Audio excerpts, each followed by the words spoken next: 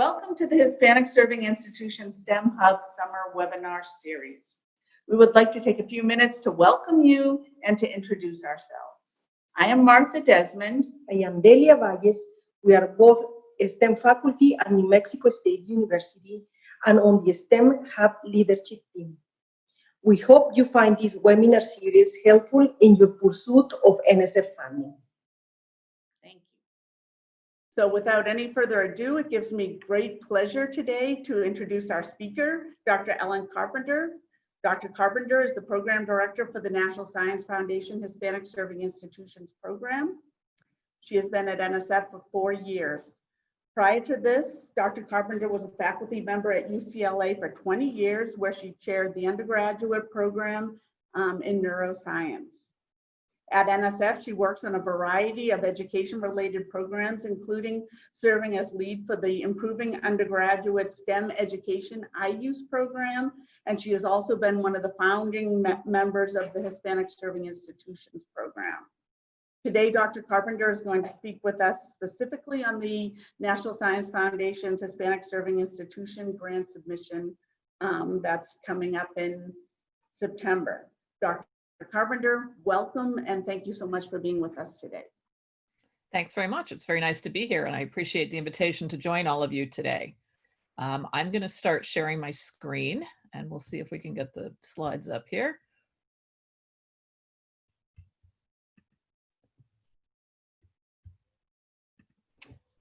Okay, so what we're going to talk today is a little bit about the HSI program at the National Science Foundation, and a little bit more generally about what a call for proposals is and what specifically the call for the HSI program proposals looks like, and how you can think about plotting a strategy to respond to it. The first thing I wanted to do was introduce you to what exactly the National Science Foundation is, or NSF for short. We in the government love our acronyms, so there are going to be lots of acronyms in this presentation, and I apologize for that. I do believe that we'll be able to make the slides, or at least a video of this presentation, available for those who want to see the materials and can go through the acronyms at that point if you'd like. So to answer the question, who or what is the NSF, I'm actually going to play you a very short video. This was a video that was put together in honor of NSF's 70th anniversary, which happens to be this year. And I will join you on the other side. I think the video takes a couple minutes, but I'll be with you shortly. Government has a responsibility to see that our country maintains its position in the advance of science. As a step toward this end, the Congress should complete action on the measure to create a National Science Foundation.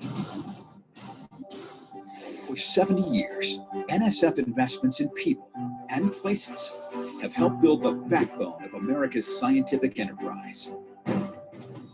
We focused on the large, big questions, big projects.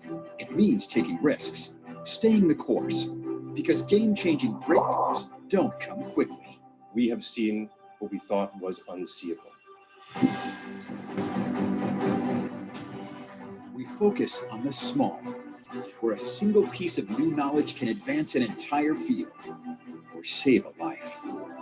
We are about exploring the world from the top, the bottom, and everywhere in between. We are about big ideas and bold vision. You see the results everywhere. Innovations, marvels, built on a foundation of research, we empower. We make the impossible possible. Who are we? We are pioneers, risk takers, visionaries, who stand with the bold at the frontier's edge. And together, we transform the future.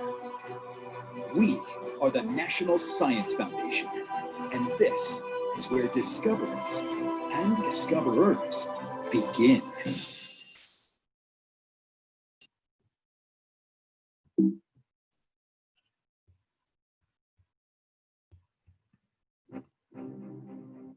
So that's just a little bit of an introduction.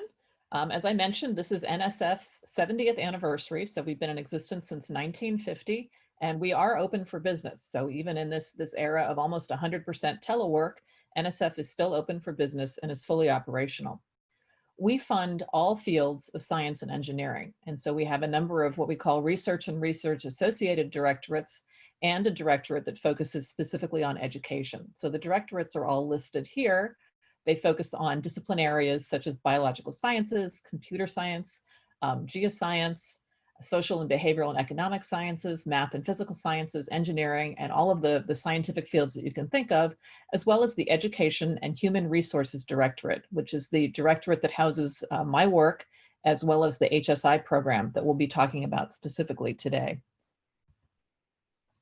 NSF has a budget of approximately $7.8 billion. It's actually a little bit higher than that. This was a fiscal year 18 number. It's a little bit higher than that for the current year. And by and large, most of our money goes right out the door to fund research, education, and related activities. We actually don't do any internal research, but we do send our money out the door as much as possible. We receive a number of proposals, which were all reviewed in a number of review panels. So we receive about 48,000 proposals a year, and we review those in disciplinary and interdisciplinary review panels that are specific to the areas of interest. We funded about 11,000 awards in FY18 and over 1,800 institutions. And that includes about 380,000 researchers who are directly supported by NSF funds. We fund all disciplines, as I mentioned, and we fund research into STEM education, specifically through my directorate, the Education and Human Resources Directorate. And so far, we've funded 236 Nobel Prize winners. And that includes individuals who have started with our graduate research fellowship up to those who are receiving work for their cutting edge research that they're carrying out at this present time.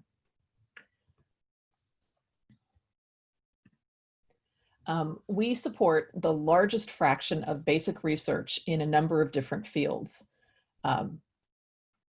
So we support about 25% of the basic research across the country. This does not include biomedical research, which is funded through the National Institutes of Health.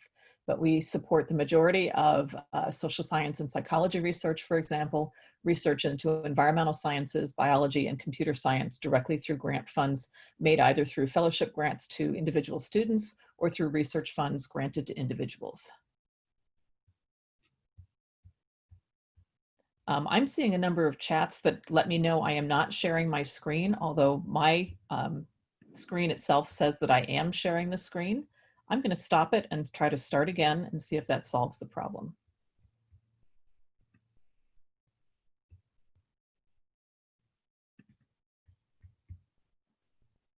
It seems that it's people's settings on their computers and not from our end. Okay, all right, I just want to make sure. So we're back to the slide that talks about our distribution of support.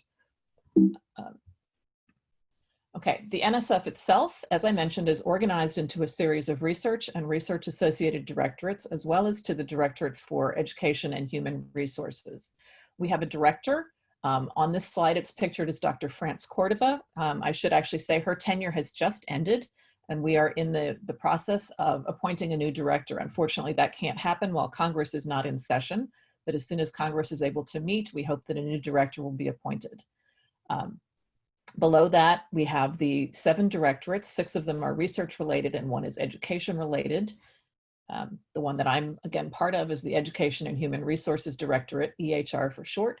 Each of those has what we call an assistant director who heads that particular directorate, and then a number of offices that relate to those directorates within it. So the Directorate for Education and Human Resources has a number of very specific goals. The major goal is to prepare the next generation of STEM professionals and to attract and retain more Americans to STEM careers. So we want to educate students for the workforce of today, as well as for the workforce of the future, and prepare them to enter STEM careers throughout their working life. We hope to develop a robust research community that can conduct research and evaluation to support excellence in STEM education. So understanding what works and why in the area of STEM education. We'd like to be able to increase the technological, scientific, and quantitative literacy of all Americans, again, through providing educational resources for engaging in these different types of activities.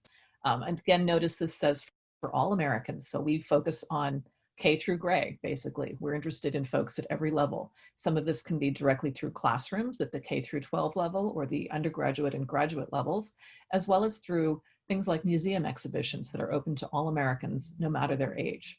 And we hope to broaden participation of individuals, geographic locations, types of institutions, and disciplines, and to close the achievement gaps, in all STEM fields. And again, I showed you a slide illustrating the types of fields that we fund, which is basically everything. Within the Directorate for Education and Human Resources, we actually have 4 divisions. They are the Division of Research on Learning, which focuses primarily on K through 12 education and informal learning, things like museums, movies, things to that effect. The Division of Graduate Education, whose major program is the funding of graduate research fellowships. The Division of Human Resource Development, which funds a number of programs related to institutions such as Hispanic serving institutions, historically Black colleges and universities, and tribal colleges and universities.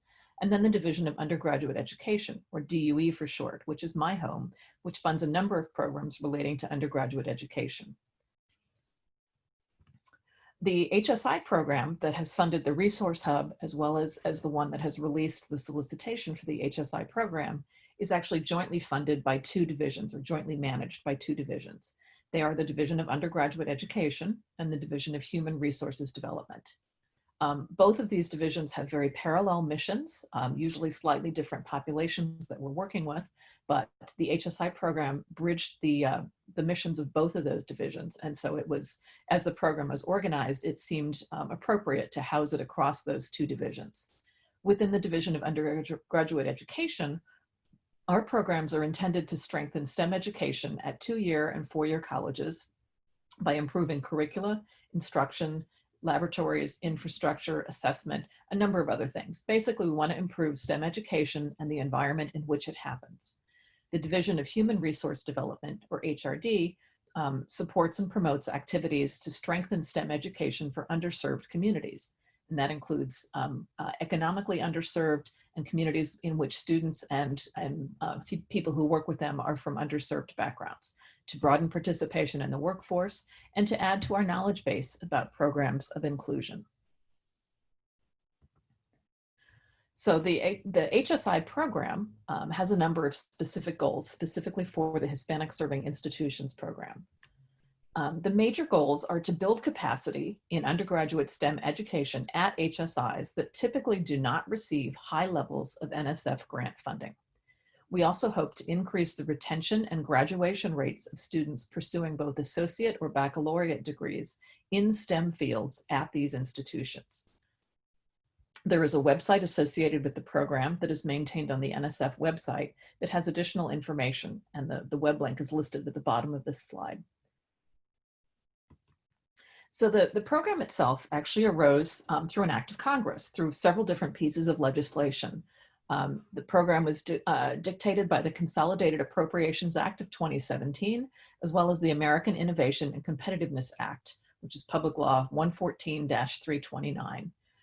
These 2 acts together directed the National Science Foundation to build capacity of institutions of higher education that do not receive high levels of NSF grant funding, and also to enhance the quality of undergraduate STEM education at such institutions to retain promotion, or to increase retention and promotion of students and graduation of students pursuing degrees in science, technology, engineering, or mathematics. I'd like to point out that the Consolidated Appropriations Act actually set a floor for the amount of funding that would be directed to this program every year, and that floor is $15 million. We'll talk a little bit more about that later. So HSIs, and I'm sure many of you are aware of this since you're all likely part of an HSI, there are a very large number of HSI institutions. As of 2018, Excellencia in Education counted 523 institutions that meet the criteria to be called a Hispanic Serving Institution. These institutions are found in 27 states and Puerto Rico and the District of Columbia. And 66% of Latinx students attend one of these institutions. There's been tremendous growth in this area with a 98% increase in HSIs over the last 10 years. And at the moment, about 17% of all institutions in the United States meet the definition to be called an HSI. 46% of students at these institutions are Latinx, and 62% are relatively small, so they enroll under 5,000 students. The majority of these are in the states that you might guess, and that includes California, Texas, and New York, as well as the territory of Puerto Rico. So a large percentage of institutions in those states are HSIs. Many of them are public institutions. There are a few that are private institutions, and the largest fraction of them are actually public two-year colleges, with 42% of HSIs being those. So community colleges are a very large population of the HSIs. The program itself at the National Science Foundation uses the eligibility criteria that the institutions must be accredited. So they must be accredited through an accreditation body, and they must offer undergraduate educational programs in STEM. And those programs would have to actually meet the definition of what STEM programs would be. That's sort of an NSF-wide definition. It's not a definition that's imposed by the HSI program, but it excludes things like nursing and other public health related fields. The institutions must also satisfy the HSI definition that's specified under law. And that's essentially to be an eligible institution. So that is an institution that is formally established and accredited, and to have a full-time equivalent enrollment of undergraduates that is at least 25% Hispanic. There is a formal certification process for HSIs. The National Science Foundation actually does not require that that certification have been completed through the Department of Ed, but an institution must self-certify that it would meet the criteria to be called a Hispanic serving institution. And typically when you submit a proposal to the HSI program, an institutional representative will have to sign a form that agrees that the institution is eligible to be called an HSI. So the certificate of eligibility is required with submission of those proposals. Within the HSI program, there are two tracks. We have a building capacity track, and we have an HSI's new to NSF track. And within these tracks, we're trying very hard to meet our mission, which is to build capacity in STEM education at Hispanic serving institutions, and also to encourage institutions that are new to the NSF pool to join in and to take part in this particular program. Track one is our larger track, and it actually has three areas of focus. We call these priority areas, and they are critical transitions, and that would include transitions such as from high school to college, from a 2-year to 4-year institution, or from lower division to upper division coursework. The second priority area would be innovative cross-sector partnerships. And in this case, we're looking for partnerships between institutions or between institutions and things like local industry or economic drivers in the region of the institution. Priority area 3 is teaching and learning in STEM, figuring out how we can best understand what works in the environment of Hispanic serving institutions and how that can be applied to other institutions and disseminated more broadly. Proposals that are submitted to the program should focus on one or more of these priority areas, as is appropriate for the project goals and for the institutional capabilities and resources available to the project. We ask that when you write up your project, you actually specify the priority area in 2 places. There is a document called the project summary, which is essentially a 1-page overview of your project. And so we ask that you identify the priority area as part of this project summary, and also to include and address your priority area within the body of the proposal. And that would typically be within the section called the project description, which is the 15-page area that you have to describe your project and how it fits in with the goals of the program. So in the building capacity track, the area of critical transitions, as I mentioned, can be one of several transitions: lower to upper division coursework, 2-year to 4-year institutions, or secondary education to undergraduate education. In this track, we ask that proposals include institutional data that would demonstrate a need for the proposed project. And so that can be drawn from institutional resources or data that's been collected that specifically relates to the project at hand. The proposed project should identify and investigate factors that would affect student success and help them hopefully toward their eventual graduation from a STEM degree granting program. Institutional partnerships should have in place or plans to develop articulation agreements for transfer. So this would address the 2-year to 4-year institution transition, for example. And successful project leadership teams will usually include a number of folks, including STEM administrators, often disciplinary faculty, and those who specialize in higher education issues and processes at the institution. A couple of questions that might be okay to consider for this priority area might be things like, what culturally responsive instructional and curricular practices contribute to successful navigation of these transition points in undergraduate education? What institutional indicators or cultural factors should be considered in curricular redesign that would increase STEM degree completion? Or how does institutional data indicate the need for the redesign to support transitions in STEM programs?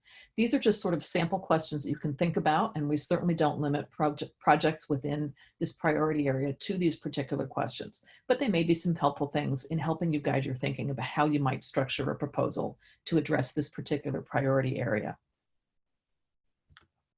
The second priority area is the development of innovative cross-sector partnerships. And so we hope that within this particular priority area, that partnerships would be developed that could lead to increased student engagement in STEM research and learning, while also generating knowledge about how these partnerships can contribute to those environments, and hopefully to development of a workforce that could eventually participate in the partnership in question.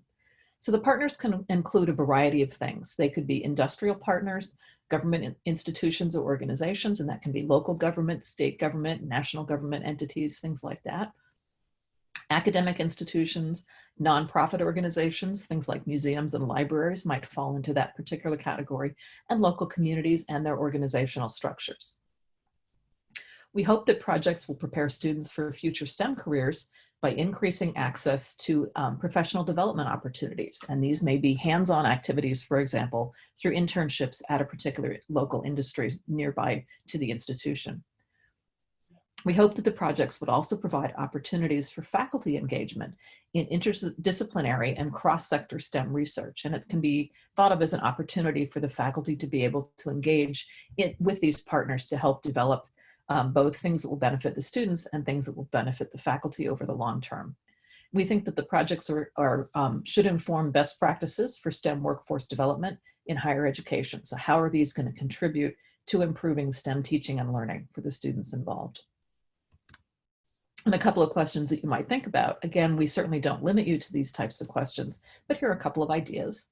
Things like, what new knowledge can be generated about cross-sector partnerships and how they contribute to teaching and learning and workforce development? How might these partnerships develop or apply culturally competent approaches to enhance the undergraduate STEM experience? And how do cross-sector student research experiences lead to increased recruitment and retention of a diverse STEM workforce? So why are these working? How can they best benefit your students and help them to generate the skills that they need to participate in the STEM workforce after their graduation? Priority area 3 is teaching and learning in STEM. And so this really is the research arm of the HSI program. And in these types of projects, we hope that new knowledge would be generated about teaching and learning strategies and curricular models, specifically as they apply to the diverse student populations at Hispanic serving institutions. Projects may also create and adapt learning materials and teaching strategies to enhance this type of learning and that lead to measurable gains and implementable models at HSI institutions. We hope that projects can enhance understanding of how students learn STEM topics and how faculty can adopt culturally relevant instructional approaches in STEM. And these projects may include investigators who are either internal or external to the institution with specific expertise in education research or social science research methods that could best answer the questions that are posed in these types of projects. We also hope that these projects teams will include some knowledge about STEM programs, and so including disciplinary faculty or faculty who work very closely with those types of programs might also be important.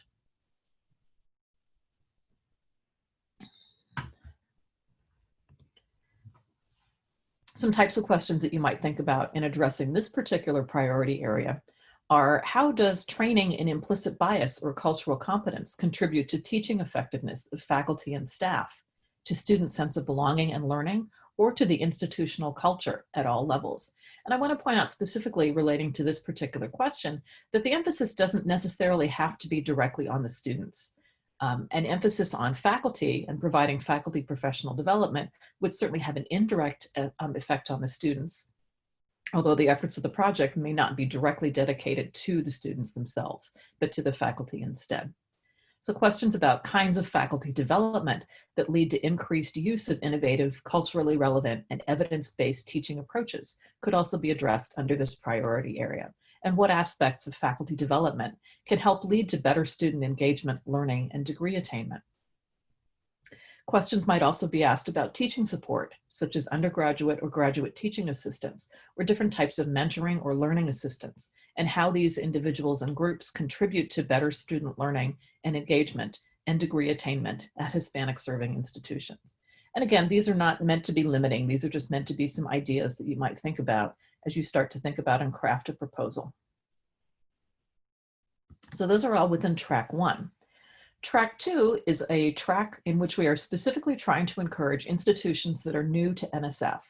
And so these are institutions that would not have had NSF funding in the prior 5 years, I believe the term is, or have never had NSF funding.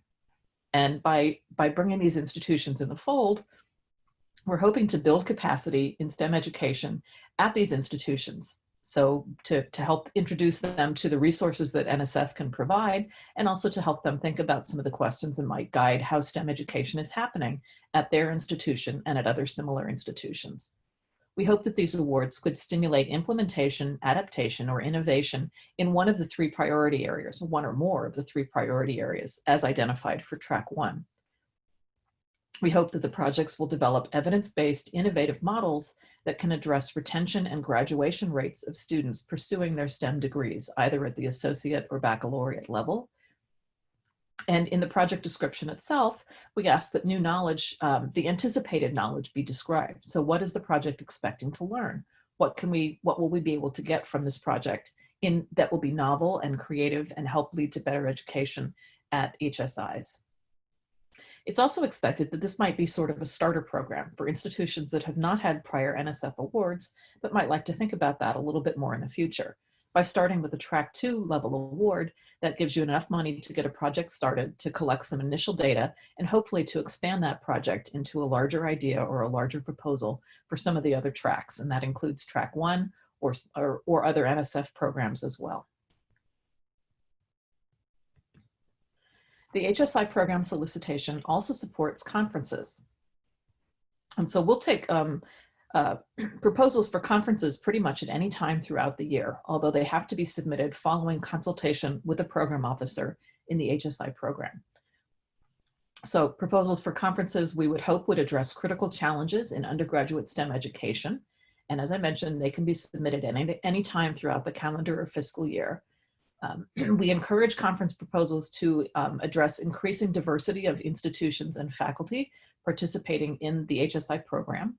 And we also would hope that proposals will involve collaborations of education researchers and scientists in the STEM discipline to ensure that the education that is being provided addresses the cultural differences of diverse student populations. Not only the content knowledge that the students need to get, but how can that be brought to the populations that are attending HSI institutions? There is specific information about preparing these types of proposals in our Proposals and Awards Policies and Procedures Guide, or PAPG for short, and that lays out exactly how one would set up a conference proposal. Again, the critical element is that these cannot be just submitted without prior consultation with a program officer. So that program officer will be the person that can help shepherd your proposal through the machinations of the NSF. In thinking about proposals, there are a couple different things that are really expected to be included as part of a proposal. The 2 major elements to consider would be the research design and the project evaluation. So the research design is defined as addressing a research question or a hypothesis that is important to the project and the field. And the research design should also be appropriate to the size and scope of the project. It would be perhaps unreasonable to think about curing graduation rates across all of physics if one is focusing specifically on introductory physics at a single institution. So again, being appropriate to the size and scope of the project is important. Project evaluation, we define as a measure to assess the success of the project. How do we know if what has been done in the project is working? So the evaluation plan would examine all aspects of the project's activities to inform the project's progress toward its goals, and again, to make sure that it is appropriate to the size and scope of the project. As a tip, successful proposals will have well-aligned research questions and hypotheses, and they will be well-aligned with the project evaluation measures. So we want to make sure that the research design and the project evaluation are both getting to the same endpoint, and that the two components really should be talking to each other as a project is being planned and thought about. So just to give you our soup as a metaphor, research is what happens when you're actually preparing the soup. What happens to the soup flavors when you use different ingredients? How does the rate of cooling change when you use different bowls? So these are specific questions that can be asked about the process of making a soup. Whereas the evaluation is, did the soup turn out okay? Did you actually use the appropriate procedures to make a good soup at the end of the day? And did you adequately consider the possible ingredients? If you make a soup and it tastes pretty bland, you might have not considered adding a specific ingredient that could help the flavor, something like salt, for example. And just to beat the soup metaphor to death, when thinking about evaluation, there are actually two components to project evaluation. There's both formative and summative evaluation. So formative evaluation is when the chef is actually tasting the soup in the process of making it. So this is what happens as the soup is actually being prepared, or as the project is actually occurring. So this is a chance to think about what's going on in the project, how you can correct its course at that particular time. If when you're in the process of making soup, you taste it and something tastes a little off, you still have plenty of time to change the ingredients or change the seasoning blend to bring the soup's taste to where you would like it to be. However, when the guests taste the soup, there's no turning back. So this is akin to summative evaluation. So this is what happens at the end of a project when we want to look and see if the project was successful. Does the soup taste good? Did the project work?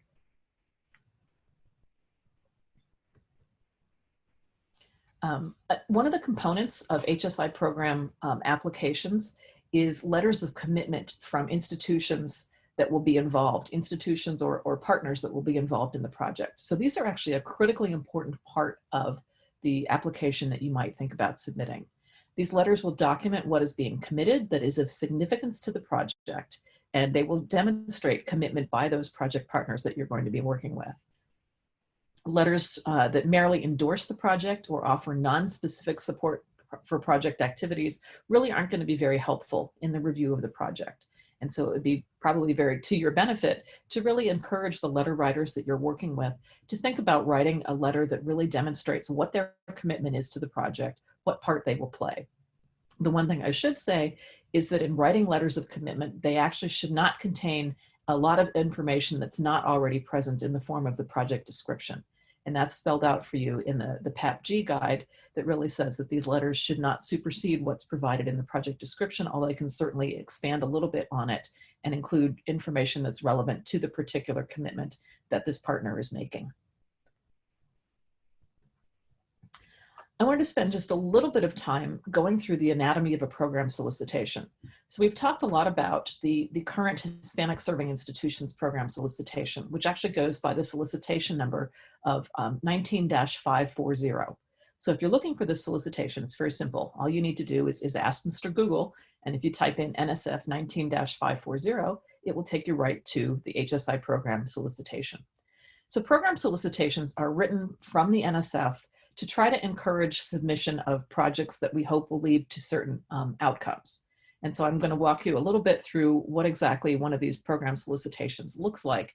They can be a little bit complicated if you've never worked with one before. The language can be very, very dense, and I can apologize for that, but a lot of the reason for the denseness of the language are requirements that are beyond our control. So within the foundation, we have certain elements that we have to include within any program solicitation. And so those elements will do things like define the conditions under which an award is made, how the proposal must be prepared and submitted, and other things like that. So they're not specific to any one program, but they are required to make sure that all of the information is available to the public within the program solicitation itself.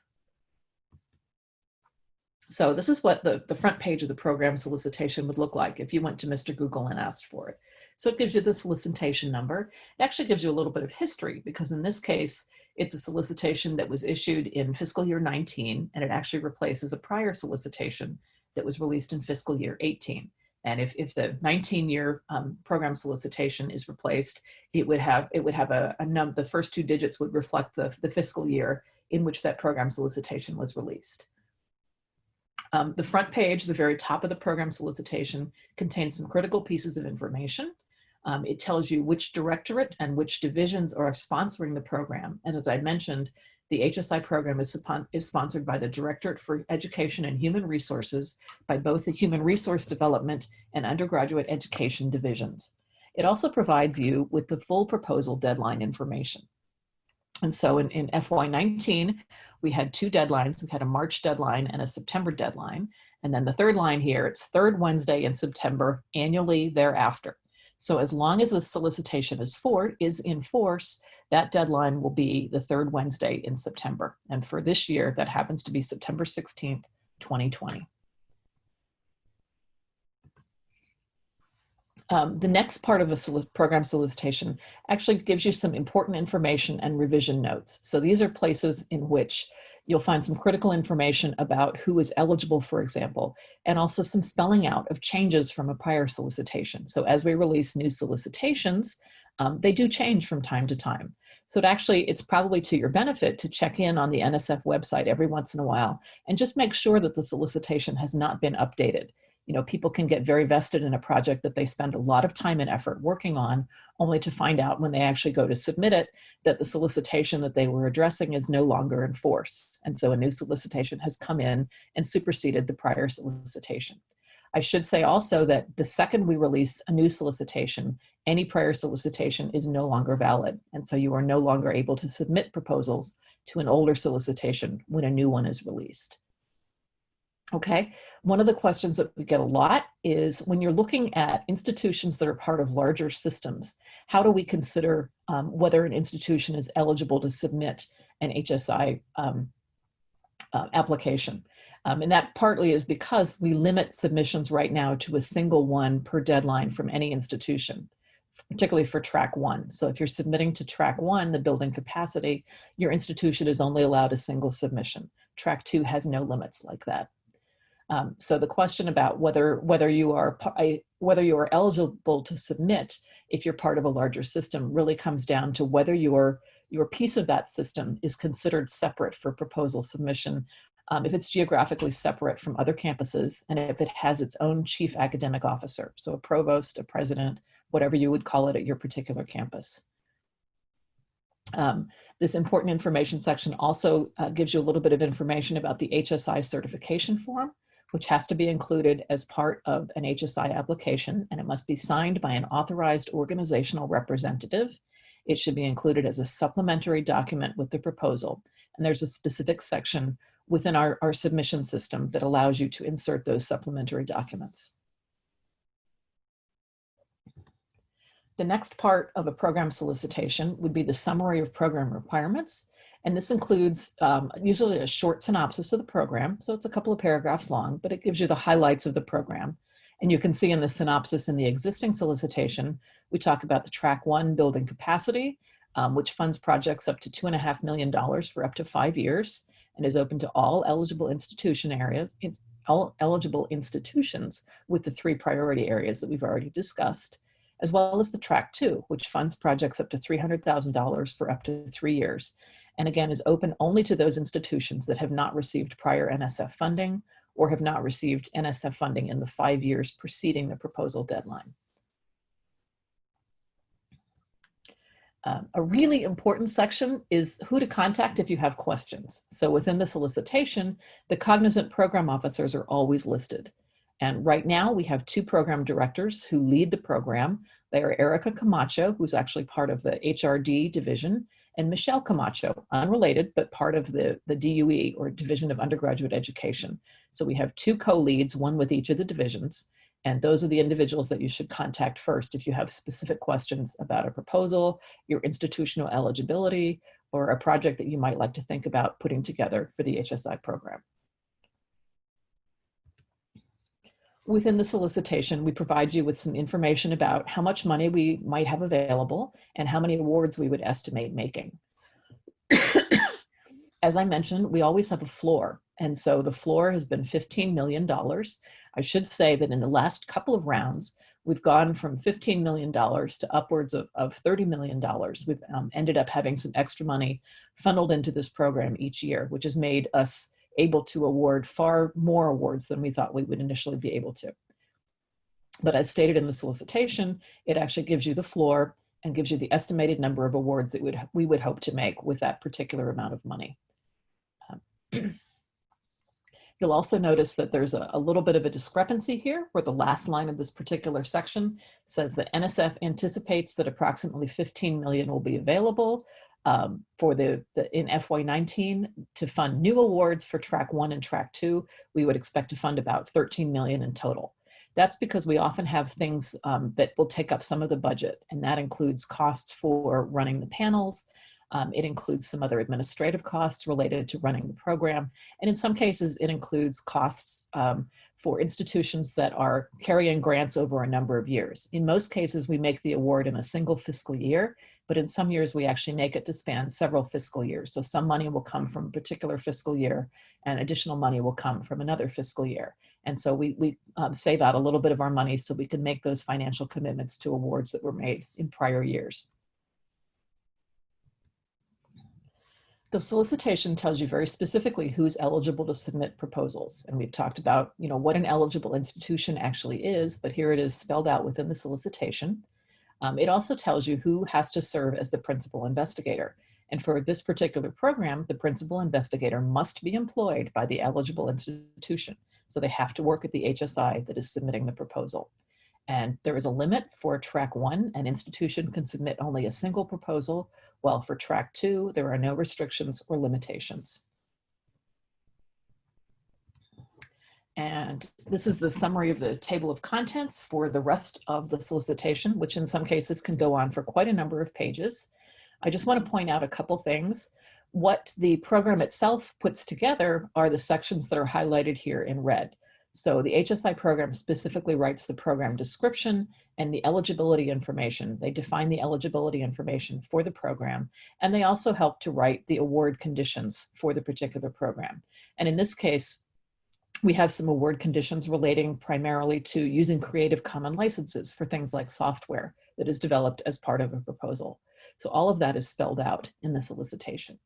All of these other sections are actually standard sections that come along with every NSF solicitation.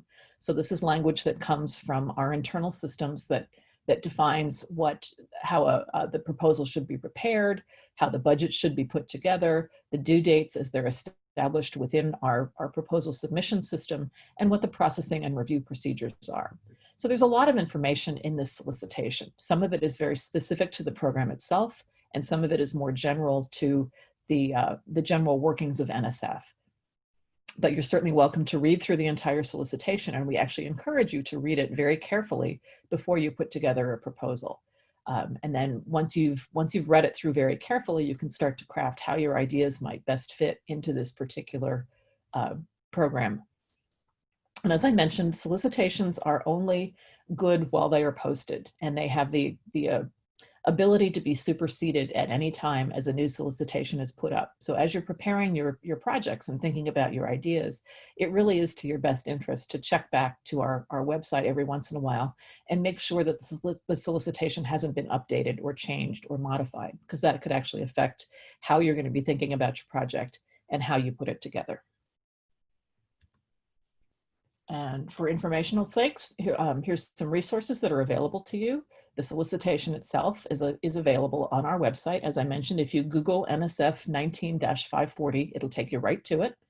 We also have a set of frequently asked questions that goes along with the solicitation. And so we issue that as a PDF document in conjunction with the solicitation. We have a program website that lists some additional information. I think it also has some information about serving as a reviewer for the program if you'd like to consider doing that. And here's some information about the proposal submission site itself. So we recommend that you use FastLane, which is an NSF-specific submission portal. You have the option to use Grants.gov, but I will tell you that Grants.gov will not give you an alert if you don't submit all of the requisite documents for NSF specific programs. If you use FastLane, you will actually be primed that you have put in or have not put in critical documents for the review of your particular proposal. Unfortunately, if you use Grants.gov and omit those documents, we have to consider whether we would actually review your proposal if it's come in missing some critical pieces of information. One of the things that Grants.gov, for example, does not ask you to do is to upload the certificate of eligibility. But that has to be uploaded as part of your proposal or it will not be considered within the HSI program. So again, we do highly recommend using FastLane as opposed